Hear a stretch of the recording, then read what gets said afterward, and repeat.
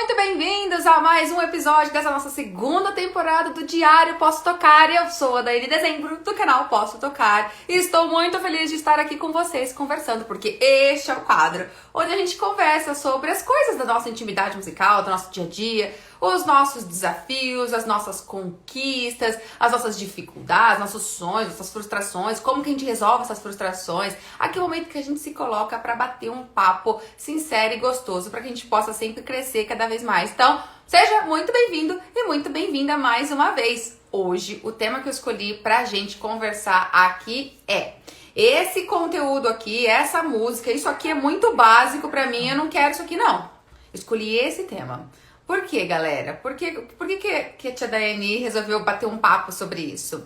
Porque às vezes a gente não enxerga o quanto isso pode estar sendo um obstáculo para o nosso dia a dia, para nossa realidade musical, para nossa evolução, porque a gente fica alimentando uma vaidade instrumental gigante. E olha, não é muito incomum isso que eu tô falando, não. É bem comum, viu? Eu tenho e já tive, presencio casos de vários alunos que não gostam de tocar uma determinada música, não quer tocar essa música, não quer tocar esse repertório aqui, não quer estudar esse assunto, porque tem uma, de certa forma, às vezes não é nem consciente, mas é uma vaidade instrumental que pensa que aquele negócio ali não é pra ele, e fala, eu não quero isso aqui, eu não gosto disso, isso aqui é muito básico, isso aqui não é pra mim.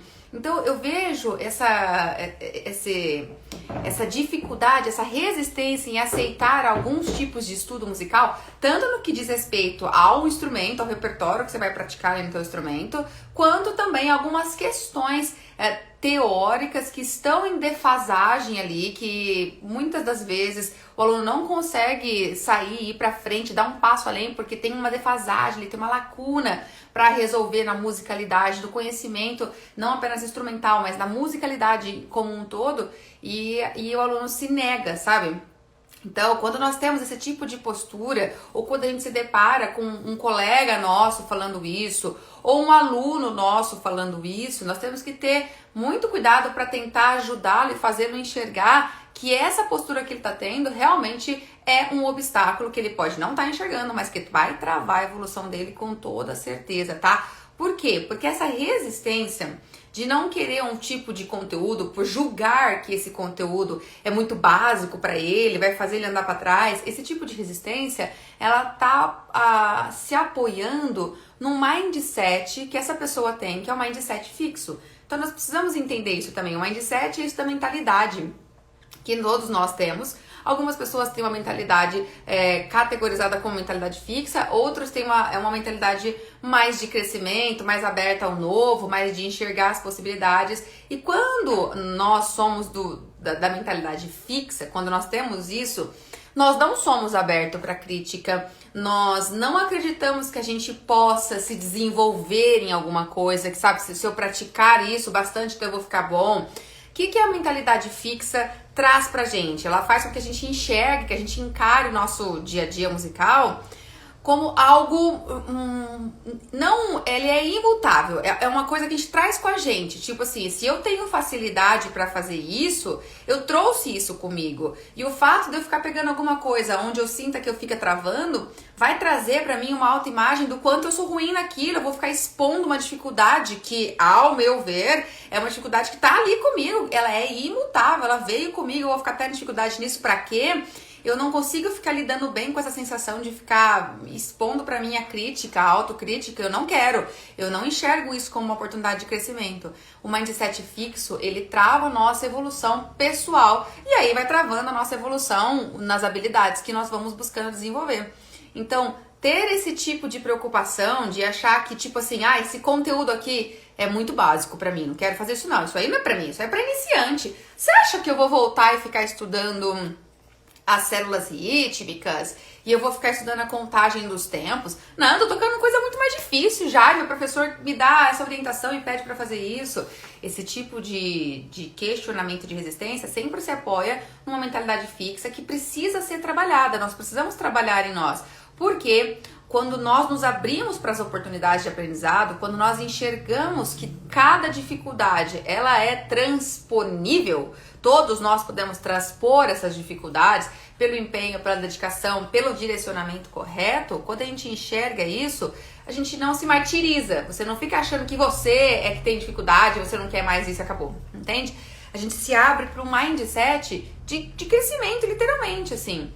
E vale a gente pensar aqui e refletir que nutrir uma base nunca é sinal de que a gente está voltando para trás, de que a gente está refazendo coisas. Não funciona assim. Se você tem uma situação onde o seu professor, onde o seu crescimento musical está sendo apoiado numa orientação para que você cuide de um assunto que você julga que é um assunto muito básico para você, essa orientação não é para você voltar para trás, é na verdade para você preencher algo que você nunca fez, é algo que tá um buraco, mas que você nem enxergava que tava um buraco. É tipo assim, a gente vai crescendo musicalmente, vai criando a nossa parede musical assim, né? Mas a gente não percebe que a gente vai deixando lacunas, tem buraquinhos sem tijolo. E a gente precisa preencher para que a sustentação da nossa parede musical, da nossa musicalidade, seja sólida, seja robusta, seja firme, seja ampla. Então, na verdade, você nunca deve pensar que está voltando para refazer coisas. Na verdade, você está voltando, você está cuidando de algo que você nunca fez e que é importante fazer. Veja, quanto mais nós somos imaturos musicalmente, quanto mais novatos e imaturo, mais a gente tem essa resistência.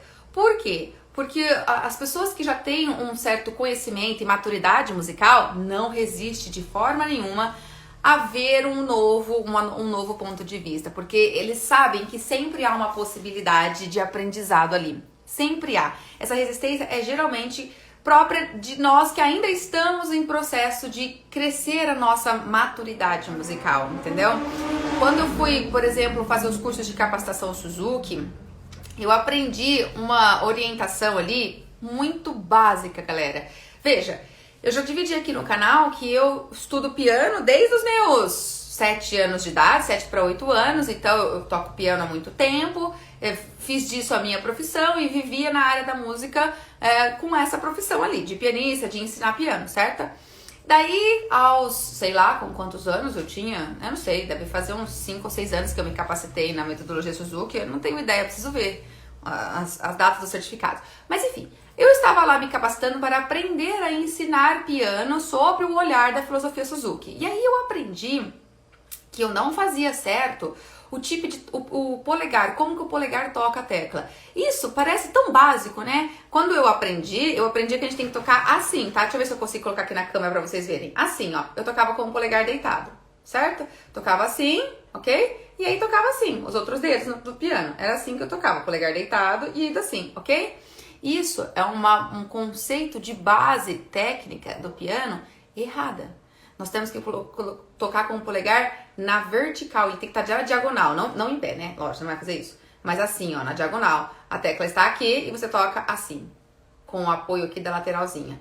Mas isso, Dani, é tão base? É tão base. Eu tinha me formado na graduação em música e ninguém nunca tinha me falado desse detalhe e nem me explicado a importância e a consequência dessa mão estar deitada sobre o polegar na hora de tocar. O que isso ocasiona tecnicamente para a velocidade, o quanto que isso trava, o quanto que isso traz tensão. E veja, eu fui aprender isso já depois de graduada, profissional em piano. Isso é muito base? É muito base. E é uma base que eu não tinha. E eu fiquei de boca aberta, como falam, porque eu não sabia disso e vi a importância disso. Então a gente tem que sempre estar receptivo para aprender. A gente vai sempre aprender porque sempre tem alguém que sabe mais que nós e que vai contribuir, vai dar conhecimento pra gente. E a gente não pode se negar a falar isso aqui, não vou. Dani, eu vou fazer isso, eu vou aprender, isso aqui é muito básico, isso aqui eu quero mais coisas, eu quero tocar. Às vezes a gente faz isso por uma ansiedade gigante de tocar cada vez melhor. A gente quer cada vez tocar melhor, mais e melhor. Então a gente não tem paciência também para os detalhes.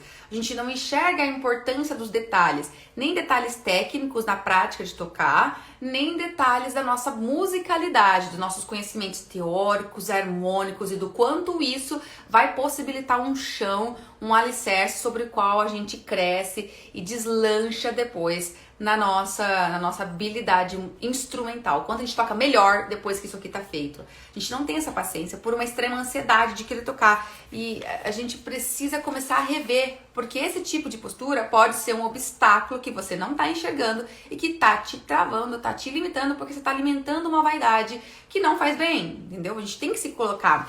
Ao mesmo tempo, eu posso dividir com vocês a experiência de quando eu comecei a fazer cursos de musicalização infantil.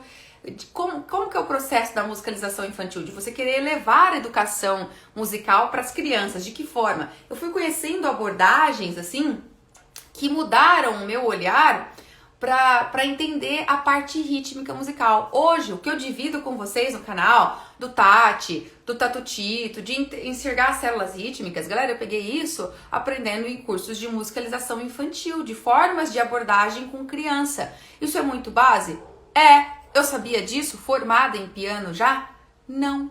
E se eu não tivesse me aberto ao conhecimento, hoje eu não teria a oportunidade de dividir isso com vocês e não teria visto e reconhecido o quanto isso me ajudou para tocar melhor e para ensinar melhor. O quanto eu comecei a entender o que eu fazia e pude compartilhar e fazer as pessoas conseguirem também tocar com consciência.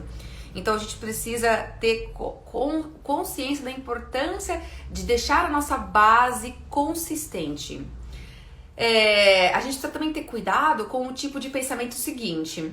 Mas Daiane, eu acho que não vale eu ficar investindo tempo, investindo grana pra ficar dando voz, escutando essas dicas que você tá trazendo, ou que o meu professor insiste que eu faça, meu professor quer que eu toco esse tipo de música aqui, ou quer que eu toque aquele outro. Daí eu vou ter que parar de estudar o que eu tô estudando pra estudar o que ele tá falando que eu tenho que fazer. Eu acho que não vale a pena ficar fazendo isso. Se você ainda acha que isso é uma perca de tempo da tua meta, porque você está com um olhar muito técnico do teu instrumento, se ainda você acha que isso é uma perca de tempo, eu te aconselharia a ter um diálogo sincero com o seu professor. A gente precisa ter maturidade para conversar e perguntar: por que você está falando para mim que eu devo fazer isso? Me explica racionalmente. A gente tem que entender o porquê das coisas.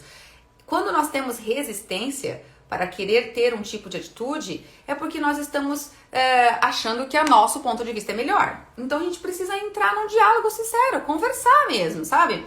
A gente não pode também aceitar posturas que são humilhantes. Por exemplo, há professores, no ensino tradicional especialmente, que são tanto quanto grosseiros, taxativos. Eles às vezes chegam pra gente como chegaram pra mim, e eu já ouvi isso, do tipo assim: Dani, você precisa comer muito arroz com feijão ainda. Você tá querendo ir pra macarronada, pode parar e vai comer arroz e feijão, tá?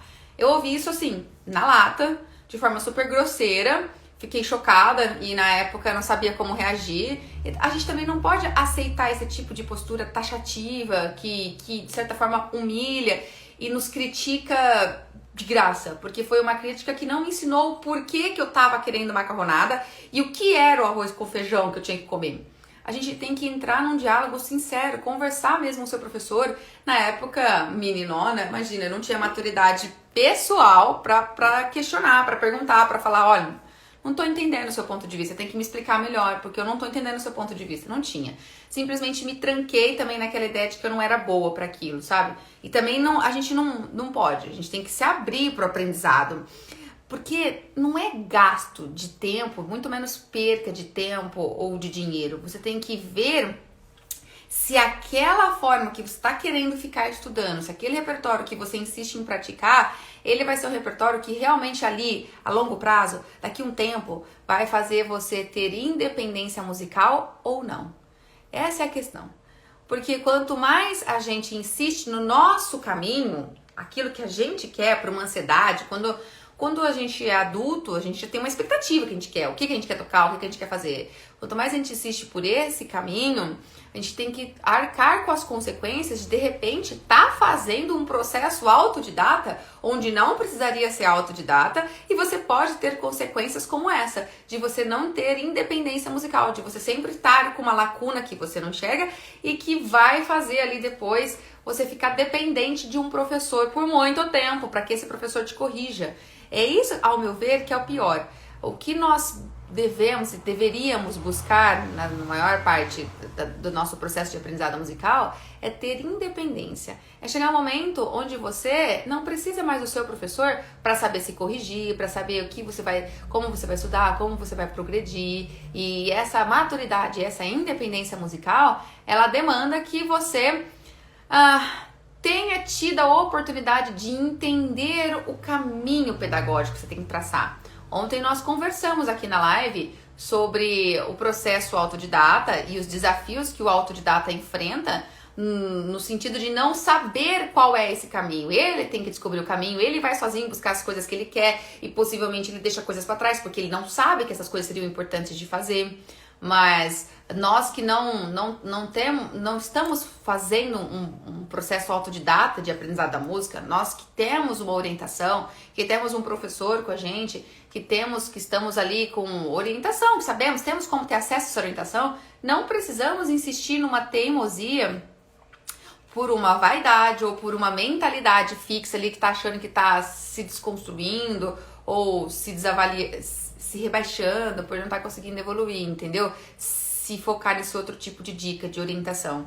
A gente não precisa fazer isso por essa teimosia ou por esse mindset fixo. A gente deve trabalhar em nós esse tipo de reflexão e nada melhor do que a razão para que a gente adote novas posturas. Se a gente entende, se a gente realmente entende a consequência daquela escolha, com certeza a gente muda a nossa postura quando a gente tem consciência exata, assim, sabe? E também, às vezes, eu vejo os alunos não tendo paciência para fazer um tipo de dica ou de orientação que a gente dá. Às vezes o aluno sai da aula convencido de que ele tem que estudar por esse caminho aqui, ele deve buscar esse conteúdo aqui, daí ele vai, ele tenta, mas chega no meio da semana ele abandona. Ele não tem paciência em casa de ficar repetindo, de ficar insistindo, ele acha que é chato isso. E ele larga a mão, assim, ele larga a mão no meio do caminho, chega na próxima aula e não fez aquilo, porque não teve paciência. Sabe, quando a gente sempre pensa, eu não tenho paciência para ficar fazendo isso, de novo a gente caiu no problema de não estarmos entendendo qual é a importância e como fazer aquilo, como estudar. A gente não tá sabendo como estudar. Nós estudamos de uma forma intuitiva, de uma forma que nós achamos que é a forma nossa correta, ou o nosso professor não nos orientou também como que a gente tem que estudar para alcançar resultados, e daí você tenta aplicar a forma que você desenvolveu com o que você gostava, e aí você vai tentar aplicar esse tipo de forma e não rola, e aí você fica puta, né? Com perdão da palavra, e você para e fala, chega, não quero, não vou mais. Então, novamente, isso é um sinal de que tem dificuldades ali, muitas dificuldades na sua base, na sua habilidade musical, no seu conhecimento da música enquanto uma linguagem. Sempre que nós não temos paciência para ficar estudando algo, para ficar tentando entender esse algo, sempre que a gente tem essa situação de não ter paciência para isso, é porque a gente tem uma defasagem ali na nossa base musical. Estamos com uma defasagem muito forte, a gente não sabe resolver a dificuldade que aparece ali, e daí o mindset entra e a gente se pune, se julga e acha que não tá rolando, tá? Então a gente precisa reavaliar sobre isso. Acho que talvez a nossa live caiu nos outros canais, foi isso? Nossa live caiu no YouTube e no Facebook. Mas nós já estamos voltando para que a gente possa continuar. O Instagram tá normal, a galera do Insta tá aqui comigo. Tô vendo que a galera do Insta tá mandando umas perguntas já. Turma, vou responder, tá? No finalzinho da live eu abro espaço para que a gente possa responder, tá bom? Mas eu vou continuar, em respeito a vocês, eu vou continuar o nosso raciocínio aqui, tá bom? Eu quero citar casos de alguns alunos meus, por exemplo, que tem uma resistência muito grande para aprender a ler partitura. Eu tenho casos de alunos, é comum, de alunos que não querem aprender a ler partitura porque desenvolveram um baita ouvido. Eles já desenvolveram um baita ouvido pela musicalidade que eles têm, pelos anos de estudo, eles desenvolveram o ouvido. E agora eles usam o ouvido como uma muleta. Eles usam o ouvido como uma muleta musical. E aí eles querem sempre ouvir a música antes para depois ler a partitura. Então, na verdade, eles estão usando a escuta como uma muleta, eles estão resistindo a entender os princípios de uma leitura musical, entender o que sustenta a leitura musical. E aí vem um trabalho de tempos, assim, porque a gente tem que ir tentando criar essa consciência e tirar esse mito de que ler a partitura é difícil.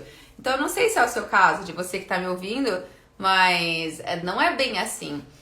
Esse caso é bem frequente, sempre era muito frequente na minha realidade dos meus alunos, assim, que não quer ler partitura e que eu brincava que eles faziam de tudo, assim, pra não ler partitura. Mas, com o tempo, com paciência, com amor, eles foram entendendo e foram se abrindo pro aprendizado. E olha, esses alunos que eu tô citando no caso eram adolescentes, tá? Alunos de 17, 18 anos. Já tinham uma certa consciência, sabe? Estavam no finalzinho da escola, assim. Então, a gente, em suma, tem que ter essa certeza de que nós precisamos estar aptos para receber críticas e conselhos que são diferentes do que a gente espera, do que a gente monta na nossa cabeça, que é o caminho que a gente deve seguir. Eu tive casos também de alunos que escondem as partituras, não trazem mais as partituras que não querem, eles param de tocar a partitura no meio do caminho, fingem. A tia Daiane tem uma memória fraca, mas a tia Daiane lembra depois de um tempo desse repertório que era para estar estudando, porque fazia parte de um porquê ali pedagógico, técnico, mas não trazia. Eu tinha colegas que faziam isso. Então a gente tem que realmente estar a todo momento refletindo sobre a importância dessa nossa teimosia.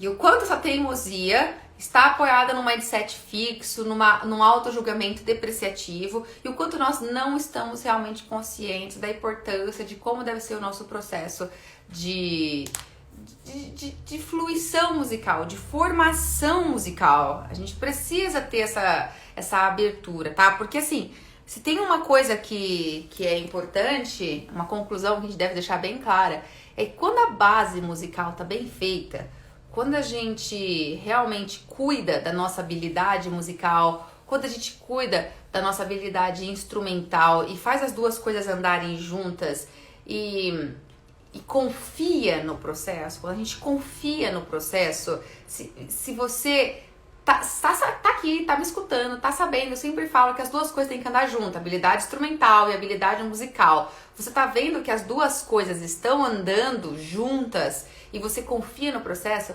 você vai ver os resultados aparecerem. Eles vão aparecer. Você não vai ter essa sensação de que você tá estacionado. Se você tá estacionado, é porque você tem defasagens na habilidade musical ou tem defasagens na forma de estudo, na forma como está sendo a sua instrução instrumental. E pode ser que a sua instrução instrumental esteja sendo limitada até por uma postura sua que você não enxergava, que era essa de resistir a algumas orientações, de só querer praticar o repertório que você gosta, você não quer tocar outros tipos de música, porque esse tipo de música é o repertório que eu gosto e eu não vou me abrir para tocar outros tipos de música. Você sabe que nesse caso entra até uma questão um pouco difícil de abordar, porque entram algumas crenças e que a gente tem que respeitar. Então eu tinha casos, não eram meus alunos, mas eu acompanhava casos de outros professores, alunos de outros professores,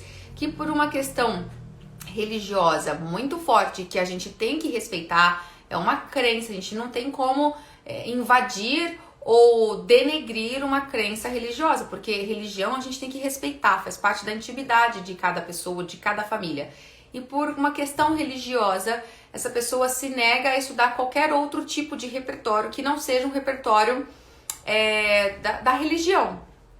Acontece nesse tipo de caso uma situação de extrema dificuldade de evolução musical, porque dentro da literatura instrumental existem muitas músicas que nós precisamos, músicas instrumentais, tá? Não estamos falando de músicas populares, mas músicas instrumentais, exercícios técnicos que a gente precisa praticar e às vezes a gente se nega por não querer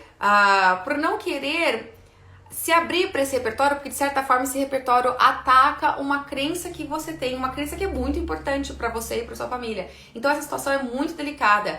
E aí é preciso que, se esse é o seu caso, se você está me ouvindo e você compartilha dessa ideia, se para você, na sua religião, Essa é uma questão importante, ela tem que ser validada. Você tem que conversar muito com o seu professor e você tem que entender o que você estaria deixando de adquirir do ponto de vista técnico e o que isso vai te limitar. E se para você essas limitações não é algo importante, não é algo que vai te impactar, não é algo que vai te trazer frustração no futuro com o seu instrumento, ok. Mas se for, você precisa conversar muito, conversar. A gente precisa aprender a dialogar com a família, dialogar com o professor, se abrir. Não com o sentido de julgar o ponto de vista um do outro, tá bom? Porque não se julga a religião, mas com o sentido de crescimento mútuo. A gente precisa ter essa ideia de que nos abrirmos para alguns tipos de conteúdos e de repertórios que estão sendo orientados é uma visão que nos faz crescer ou não. Depende da nossa expectativa e depende do que a gente está enxergando como algo positivo ou não para nós, tá bom? E então é isso. É isso que eu queria dividir com vocês aqui nesta nossa live. Eu espero que vocês tenham gostado, que tenha sido um momento para que a gente pudesse conversar juntos aqui, literalmente, e refletir nisso, porque esse é um obstáculo que às vezes a gente não enxerga. Quando a gente... em questões de teoria muito, assim, de falar, não vou fazer aula de teoria, não vou ficar estudando isso é muito básico pra mim, eu quero tocar, improvisar. A galera que tá na área do popular, que já toca há muito tempo, tem essa resistência também, tá? Com o estudo teórico, harmônico, vamos refletir o porquê exatamente você considera que isso é muito básico e por que o fato de ser básico, porque tem algumas questões que são básicas, como eu falei do polegar quando eu tocava, porque essa questão básica, ela deve ser repelida. Ela deve ser repelida porque realmente você tem muita segurança nisso já, ou porque você está com uma autoimagem que vai te depreciar. É nesse ponto que a gente precisa repensar, tá bom? Se abrir para formar uma base cada vez mais sólida é algo muito comum dos grandes músicos. Grandes músicos e isso de certa forma na vida toda, né? As pessoas mais sábias nunca negam conhecimento, elas estão sempre abertas para querer aprender, porque sempre podemos aprender em todas as situações. Mas negar é algo que quando nós não temos maturidade musical, nós fazemos. Então, hoje o tema é para trazer essa pulguinha para vocês e deixar aí que vocês reflitam, pensem e compartilhem comigo as suas experiências e podem até ficar um pouco bravos e incomodados com a tia Daiane. Não importa, é bom. O incômodo faz com que a gente esteja refletindo. Se você está sentindo incômodo, é porque está refletindo sobre o que eu estou falando. Então, já estou, de alguma forma, colaborando com o seu crescimento enquanto pessoa, ou não.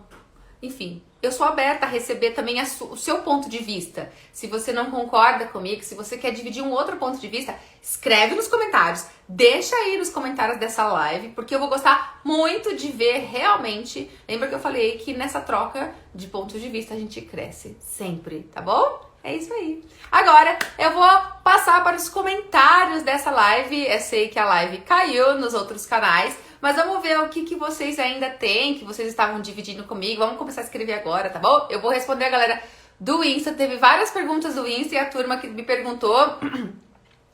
Provavelmente, talvez não esteja mais aqui, porque ficou esperando a resposta na hora. A tia Dani não respondeu na hora, mas a tia Dani responde sempre no final, tá bom? Bom dia, Luquinhas! O Lucas falou, bom dia, teacher. Muito obrigada. Ô, Manuel. Oi, Manuel. O Ivan entrou. O Bonato, galera, Gustavo, Godi. Oi, Somos Espiritismo. Oi, o Godi, o Somos Espiritismo falou, você dá aulas de canto?